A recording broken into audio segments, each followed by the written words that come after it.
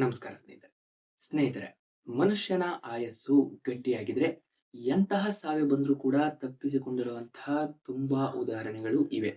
ನೀವು ಈ ಮಾತನ್ನ ತುಂಬಾ ನಿಮ್ಮ ಅಕ್ಕಪಕ್ಕ ಅಥವಾ ನಿಮ್ಮ ಮನೆಯಲ್ಲಿ ದೊಡ್ಡೋರು ಹೇಳುವಂತಹ ಈ ಮಾತನ್ನ ಕೇಳಿರ್ತೀರ.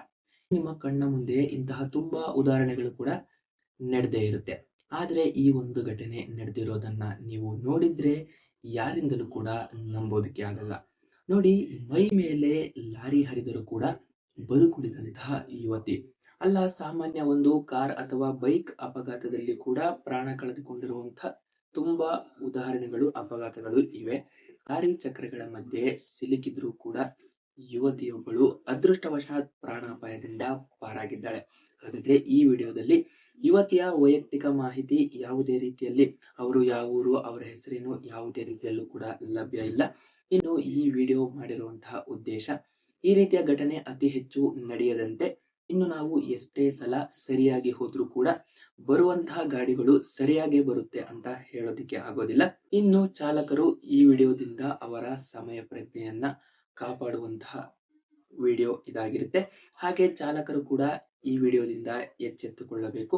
ಹಾಗಾಗಿ ಈ ವಿಡಿಯೋವನ್ನ ಮಾಡಿರುವಂತಹ ಉದ್ದೇಶ, ಈ ಘಟನೆ ನಡೆದಿದ್ದು ಎಲ್ಲಿ, ಯುವತಿ ಪಾರಾಗಿದ್ದು ಹೇಗೆ, ಸಂಪೂರ್ಣ ಈ ವಿಡಿಯೋದಲ್ಲಿ ತಿಳಿದುಕೊಳ್ಳೋಣ. ಇನ್ನು ನಮ್ಮ ಚಾನೆಲ್ ಅನ್ನ ಸಬ್ಸ್ಕ್ರೈಬ್ ಆಗಿಲ್ಲ ಅಂದ್ರೆ ಈಗಲೇ ಸಬ್ಸ್ಕ್ರೈಬ್ ಆಗಿ, ವಿಡಿಯೋಗೆ ಒಂದು ಲೈಕ್ ಮಾಡಿ, ಒಂದು ಬಾರಿ ಈ ವಿಡಿಯೋವನ್ನ ನೋಡ್ಕೊಂಡು ಬನ್ನಿ.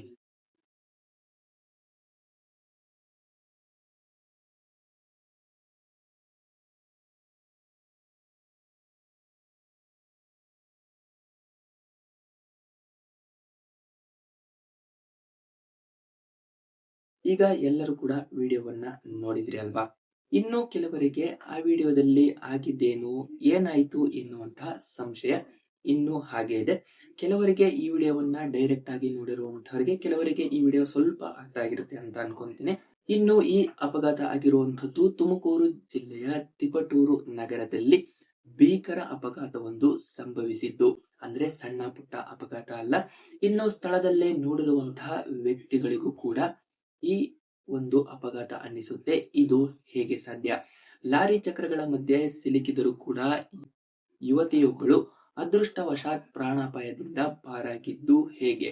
ತಿಪಟೂರು ನಗರದ ಪ್ರಮುಖ ಜಂಕ್ಷನ್ ಆದಂತಹ ಐಬಿ ಸರ್ಕಲ್ ನಲ್ಲಿ ನಡೆದಿರುವಂತಹ ಈ ಒಂದು ಘಟನೆ. ಇನ್ನು ವೇಗವಾಗಿ ಬಂದಂತಹ ಲಾರಿ ಒಂದು, ಇನ್ನು ನೀವು ವಿಡಿಯೋದಲ್ಲಿ ನೋಡಿದ್ರಲ್ಲ, ಲಾರಿ ಯಾವ ದಿಕ್ಕಿನಲ್ಲಿ ಇತ್ತೋ ಅದೇ ದಿಕ್ಕಿನಲ್ಲಿ ಯುವತಿ ಕೂಡ ರೋಡ್ ಕ್ರಾಸ್ ಮಾಡ್ತಿರೋದನ್ನ ನೋಡಿರ್ಬೋದು. ಇನ್ನು ಸ್ನೇಹಿತರೆ, ಲಾರಿ ಅಷ್ಟೇನು ವೇಗವಾಗಿ ಇಲ್ಲ, ವಿಡಿಯೋದಲ್ಲಿ ನೀವು ಒಂದು ಬಾರಿ ನೋಡಿ. ಆದ್ರೆ ಇನ್ನು ಯುವತಿಯ ರೈಟ್ ಸೈಡ್ ನಲ್ಲೂ ಕೂಡ ತುಂಬಾ ಜಾಗ ಇದೆ, ಅದನ್ನು ಕೂಡ ಗಮನಿಸಿ. ಲಾರಿ ಚಾಲಕ ರೈಟ್ ಸೈಡ್ಗೂ ಕೂಡ ಲಾರಿಯನ್ನ ತಿರುಗಿಸಬಹುದು ಇತ್ತು. ಆದ್ರೆ ಲಾರಿ ಚಾಲಕ ಏನನ್ನು ಮಾಡದೆ ಡೈರೆಕ್ಟ್ ಆಗಿ ಯುವತಿಯನ್ನ ಗುದ್ದಿರೋದು. ಇನ್ನು ಲಾರಿ ಡಿಕ್ಕಿ ಹೊಡೆದಂತಹ ರಭಸಕ್ಕೆ ಯುವತಿ ರಸ್ತೆಗೆ ಬಿದ್ದಿದ್ದು, ಆಕೆಯ ಮೇಲೆಯೇ ಲಾರಿ ಚಲಾಯಿಸಿದ್ದಾನೆ. ಇದನ್ನ ನೋಡಿದಂತಹ ಸ್ಥಳೀಯರು ಯುವತಿಯ ಪ್ರಾಣ ಹೋಗಿದೆ ಎಂದು ಆತಂಕಗೊಂಡಿದ್ದಾರೆ. ಆದರೆ ವಿಧಿಯ ಆಟವೇ ಬೇರೆಯಾಗಿತ್ತು. ಯುವತಿಯು ಅದೃಷ್ಟವಶಾತ್ ಲಾರಿಯ ಬೃಹತ್ ಚಕ್ರಗಳಿಗೆ ಸಿಲುಕದೆ, ಅಂದ್ರೆ ಲಾರಿ ಚಕ್ರಕ್ಕೆ ಸಿಕ್ಕಿದ್ರೆ ಯುವತಿ ಬದುಕುಳಿಯೋದು ತುಂಬಾ ಕಷ್ಟ ಅಲ್ವಾ? ಇದು ಕೂಡ ಎಲ್ರಿಗೂ ಗೊತ್ತೇ ಇದೆ. ಯಾಕಂದ್ರೆ ಲಾರಿ ಎಷ್ಟು ತೂಕ ಇರುತ್ತೆ ಅಲ್ವಾ? ಹಾಗಾದ್ರೆ ಯುವತಿ ಒಂದು ವೇಳೆ ಲಾರಿಯ ಚಕ್ರಕ್ಕೆ ಸಿಕ್ಕಿದ್ರೆ ಬದುಕುಳಿಯುತ್ತಿರಲಿಲ್ಲ. ಆದರೆ ಲಾರಿಯ ತಳಭಾಗದಲ್ಲಿ, ಅಂದರೆ ಎರಡು ಚಕ್ರಗಳ ಮಧ್ಯದಲ್ಲಿ ಸಿಲುಕಿಕೊಂಡಿದ್ದರಿಂದ ಯಾವುದೇ ದೊಡ್ಡ ಅನಾಹುತ ಸಂಭವಿಸಿಲ್ಲ. ಲಾರಿ ಸಂಪೂರ್ಣವಾಗಿ ಹಾದು ಹೋದ ನಂತರ ಯುವತಿ ಸಣ್ಣ ಪುಟ್ಟ ಗಾಯಗಳಿಂದ, ಅಪಾಯದಿಂದ ಪಾರಾಗಿದ್ದಾಳೆ. ಇನ್ನು ಈ ಘಟನೆ ನಡೆದಿರುವುದು ಪವಾಡ ಸದೃಶ್ಯ ರೀತಿಯಲ್ಲಿ. ಇನ್ನು ಈ ಅಪಘಾತ ನಡೆದ ಬಳಿಕ ಲಾರಿ ನಿಯಂತ್ರಣ ತಪ್ಪಿ ವಿದ್ಯುತ್ ಕಂಬಕ್ಕೆ ಜೋರಾಗಿ ಡಿಕ್ಕಿ ಹೊಡೆದಿದೆ. ಸದ್ಯ ಯುವತಿಯನ್ನ ಸ್ಥಳೀಯ ಆಸ್ಪತ್ರೆಗೆ ದಾಖಲಿಸಲಾಗಿದ್ದು ಚಿಕಿತ್ಸೆಯನ್ನ ಪಡೆದುಕೊಂಡು ಈಗ ಯುವತಿ ಪ್ರಾಣಾಪಾಯದಿಂದ ಪಾರಾಗಿದ್ದಾಳೆ. ಇನ್ನು ಯುವತಿಯ ಅದೃಷ್ಟವನ್ನ ಕಂಡು ಎಲ್ಲರೂ ಆಶ್ಚರ್ಯ ವ್ಯಕ್ತಪಡಿಸುತ್ತಿದ್ದಾರೆ.